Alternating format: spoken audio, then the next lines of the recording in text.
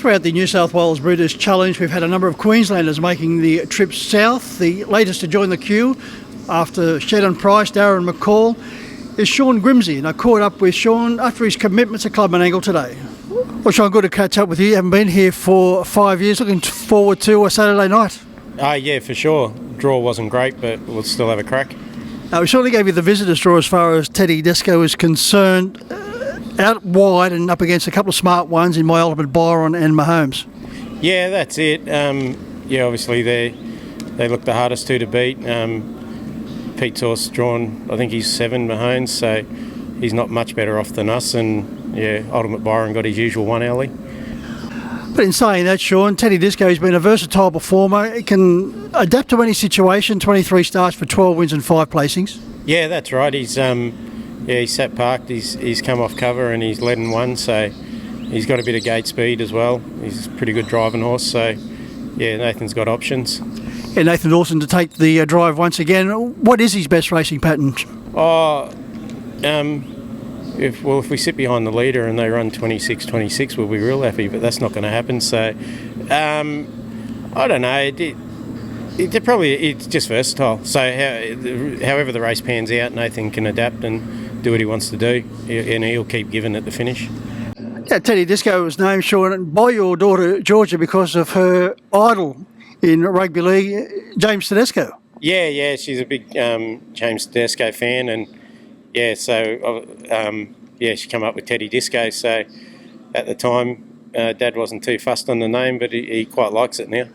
Yeah, when they win, it doesn't matter what you call them, unless they call them in front. That's right, 100%.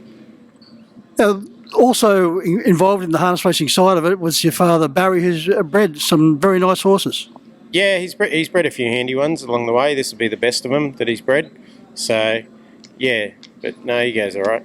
And Teddy's owned by your mum and dad, Judith and Barry? Yeah, 100%. Yeah, they own him, so they're having a heap of fun. When he started out, Shawn, you had reservations about this fellow. He was a bit lazy, had a bit of character about him. Yeah, he was super lazy. We couldn't even get our usual trip out of him. I'd have to pull him up early. I couldn't catch him in the paddock or get a bridle on him. Michelle had to do that. And then, she sort of drove him for a while and he started to improve a bit, and in the end he come good. Your father came out from England and settled in Sydney, then formed a company and had a lot of success with an insurance company for over 40 years. Yeah, he did well out of that.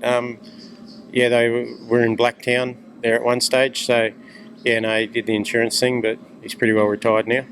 You moved to Queensland in 1980 and started to get interested in harness racing when Dad took you to the Rockley Trots. Yeah, that's right. Yeah, I used to love going out to Rockley on a Saturday and watching them and having $1 each way if I could find someone to put it on. You were a little bit apprehensive at first being around horses. Yeah, they were a bit big and scary, but I suppose you had to get to like them if you wanted to be involved. So. Well, you certainly got involved in a big way when you started to be associated with Les Hopper. Yeah, well, he was, he sort of started breaking 1 or 2 in for Dad and trained a couple, and used to go give him a hand, and then went and helped Kenny Rattray, and then went and worked for Bill Dixon. Certainly working with Bill Dixon, one of the icons of harness racing, not just in Queensland, but Australian harness racing full stop. Oh, absolutely. And I suppose, I like doing the babies and working with Billy. That was his passion, and just, what he'd do to get one going, a baby, and that was, awesome. And, it just really piqued my interest there, I suppose. He was A1 trainer. Was there anything in particular you learned from Bill Dixon that you carry on today, Shawn? Oh, plenty. You can't really think of it until something happens, and you think, oh, Billy said this or Billy said that, and same with Grant. He's one of the best. Over 5,000 winners, Grant, so he knows what he's talking about. Oh, 100%. Yeah, he's real good with them. So, and obviously drives great. So probably main danger to everyone with Leap to Fame. At the mid-90s, Shawn, you got heavily involved in harness racing as a trainer. Yeah, well, I went and worked for Billy for a few years, and then went to America for a bit, and then came back and started doing the insurance and the horses together. And then when we met Michelle and we moved out to Tamborine, we sort of got more and more. Slowed down for a little bit when our daughter, she loves the sport, so we were carting her around Australia, well, Queensland, Australia a bit with that, so we slowed down. But she's got older and got a licence today, so we've got a bit more time to do horses. Was there one thing in particular, Shawn, that you thought, well, I'm going to give this a real red hot go? No, I just liked it. Really liked it. I suppose the landscape of harness racing's changed everywhere, so the way you go about it now is a little different. What the horses you're looking for, but yeah, no, I just always liked it. Like the competition. How many horses do you have under your care? 12 at the minute. Is that suitable, or more or less? Oh, well, if you've got 4 Teddy Discos, 4's a great number, but yeah, you've got to go through a few to get to them. So yeah, we just keep chipping away, and when they come in, we give them a go, and hopefully they turn out. If they don't, we're happy enough to move them on. Shawn, you've had success. The family have had success, in particular with Wicked Style.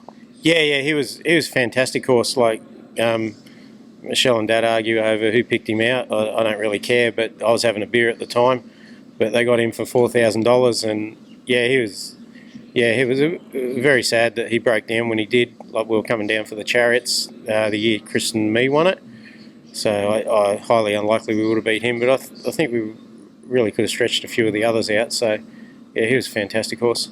You also got a lot of enjoyment out of a horse called Albert Arala. Yeah, he was a really nice horse. Like, Wayne Graham took him to Victoria, and he ran a cracker of a race in, I think it was a 4-year-old Bonanza, and he was odds on for a size stakes heat at Shepparton and broke down, and never really had much luck after that. And then when he was older and sort of broke down one too many times for Wayne, so we had to go with him, and he got through to free for all at Albion Park, and he ended up breaking down again. But no, he was one of my favourites. He was a beautiful horse. Dad took his love for harness racing a step further, and he became the president of the Gold Coast Harness Racing Club. Yeah, he did. A few mates that there sort of got him into that, and obviously had the committee and that, and yeah, unfortunately that got closed down there. Who knows what's going to happen there. Bit of a trend with the naming of your horses. As we mentioned, Georgia, your daughter, named Teddy Disco, and also a horse going around called Georgia Grace. Oh yeah, that was Michelle's pick. She bought her and named her after Michelle, so I'd never sell her. But yeah, she was a really good mare for us. She was another really nice horse. She was just lovely. So we've got one foal out of her on the ground, and hopefully she gets in foal to Huntsville this year. When's your turn, Shawn, to name one? Oh, I don't worry about that. I don't care. They can call them whatever they want. As long as they go fast enough, I'm happy. It's speed dating go around here earlier in the day. Shawn, very nice race and finishing second behind Outside Fighter. She's in on Saturday night in the Group 3 fifth. Yeah, I know she was fantastic today. We quite like her. Like, we just bought her for the mares races at Albion, and she was. We were really happy with her run last week, and she was terrific today.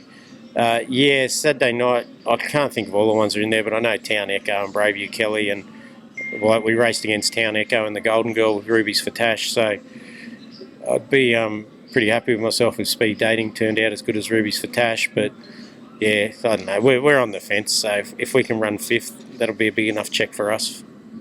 All eyes will be on Teddy. That's it. They'll get to see plenty of him. He's on the outside fence, so yeah. Well, Shawn, a great part of the world, Tamborine. I was speaking to Darren McCall here last week. I know that area reasonably well, but it's a wonderful place to be training horses. Yeah. If it's not flooding, I'm happy. But yeah, no, it is. It's a good spot. It's as good a spot as we can get around there. Darren's just around the corner, so is Grant, and Wayne Graham's up the road, and Shane Graham's around another corner, and Darryl Graham as well now. So yeah, there's Jack Butler. There's plenty of us around there, so yeah, it's pretty good. Well, Shawn, great to catch up with you, and good luck on Saturday night with Teddy Disco. No worries. Thanks a lot, mate.